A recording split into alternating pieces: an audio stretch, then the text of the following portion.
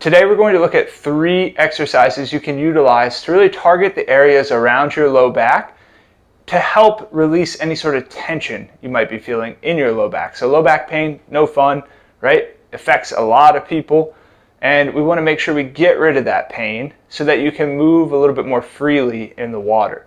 So again, going to look at 3 exercises here and show you how you can use a little bit of activation and then relaxation to help get a little bit more range of motion, release tense points around that low back to help that low back not feel so much tension or feel like it has to be so tight to stabilize what you're trying to do. So first one we're going to do, it's just going to set up with one leg set up at the base of your wrist. Other knee is going to be on the ground, so knee to hip straight line but heading back. Hands again are stacked up right near that foot, and then I want you to lift off the ground and squeeze this quad as hard as you can, holding for about 10 seconds. Nice big squeeze. Make sure those back toes are really engaged with the floor, and then back down. I want you to think about head position as well. I don't want to see your head tucked or head looking up. Again, lifting off the ground, squeeze that quad as hard as you can. You'll feel a stretch here in your hip. I want you holding nice and steady, just a 10-second hold, really squeeze, and back down. You're going to complete 5 10-second holds on each side. One more here just for example.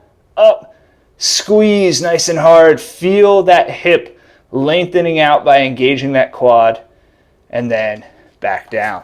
Very good. So that's the first one. We want to focus on the hip a little bit, okay? Hips get a little bit tight if you sit a lot, have to commute to work. All those type of things can add into that. The next one, we're going to utilize your side plank, but I'm going to get you to think about this side plank a little bit differently. So option 1 is for your knees to stay on the ground the whole time. Option 2, feet can be down in a straight position, either stacked, you can go forward, or back staggered as well. Find that position that works for you, and that works for me today. Now, we'll see here, naturally, if you just kind of set up, so just set yourself up like you're getting ready for a side plank, whatever position you want to pick today. You'll notice that generally your knees are going to be in front of your hips, and your shoulders are going to be in front of your hips, almost in line with your knees. If we were standing up, what would that position be? It would be your hip hinge, right? It would be your deadlift. Your hips drift back during the deadlift. Knees and shoulders are generally almost stacked in position as you're hinging down to the ground. So we often think about deadlifts as causing back pain, but if we use this position effectively, we can help really get some engagement and make sure we're strengthening the areas around that back to help really just carry us around all day. So like I said, naturally knees start slightly in front of hip, shoulder slightly in front of hips. I'm going to go with my feet position, but remember you can always keep your knees in contact with the ground and do the same thing that I'm showing you here. So now that we're set up in this hip hinge position, I want you to think about shooting your hips forward at the start of this. So you're up, hips shoot forward, and hold for 10 seconds. Squeeze. Think about squeezing your musculature, holding your body in a straight line. You can see I'm already shaking because I'm trying to be so active.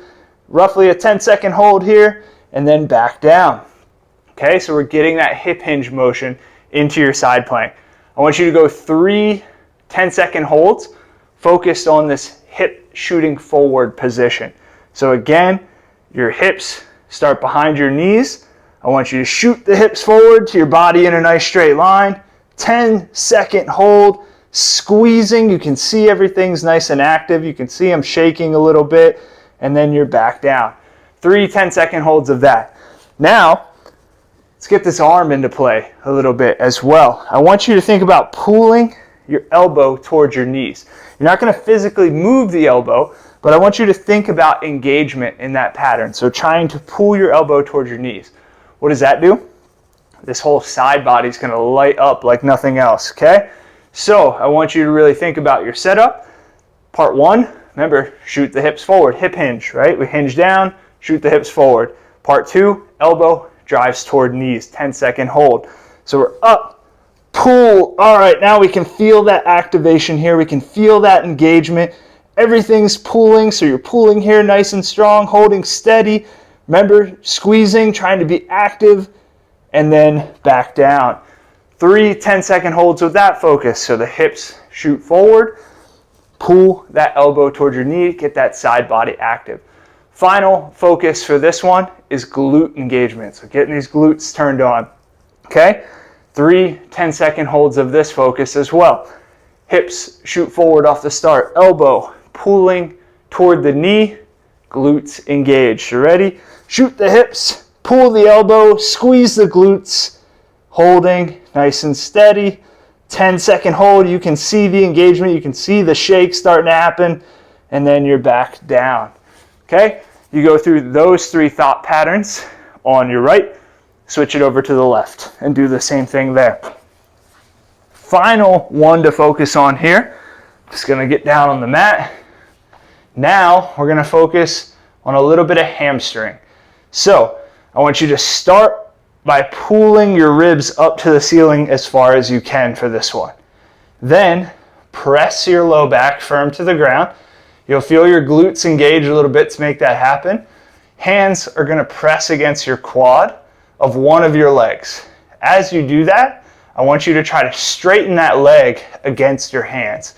So again, ribs shoot up, press low back down, hands press to the quad, straighten that leg as much as you can, pressing your quad against your hands, trying to lengthen out that hamstring.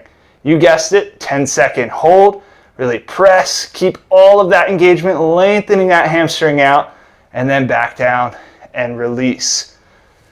Ribs come up, reset the low back, hands press against that quad, straighten the leg, hold 10 seconds, trying to really straighten out that leg, straighten out that hamstring, and then release back down. You're going to complete 5 on each side, 5 10-second holds on each side, and then you're now through 3 exercises that can help you really lengthen areas around that low back, help you stabilize that low back as well. And by using this active and passive model, you actually get out of your own head. So you're not feeling that pain, or your body's not shooting those pain signals because it's focusing on something else, which allows you to reset your body positioning and help you get out of that pain so you can go and enjoy what you want to do.